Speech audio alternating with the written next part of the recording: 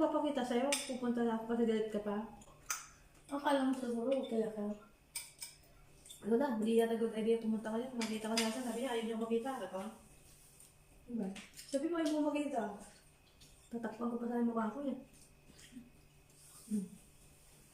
Sabi naman. Pero di talaga ako magpapakita sa'yo kung ang gagawin ni Lola. Magsalit-salita na. Ano kung naniwala ako sa princess, sabi mo doon sa park? Uwi na talaga ako lang, yung tupperware ko nilayo sa akin. Yan sa akin eh. Yung bike ko, ako, akala ko lalabas mo na. Ba't di mo nilabas? Iuwi ko na, di ba? Narinig ko na, di ba? Tapos nag-ano na naman yung mata mo. Pag ganun-ganun ko pa, saan siya naulo pa yung bike ko. Sabi mo? Hindi, nagagano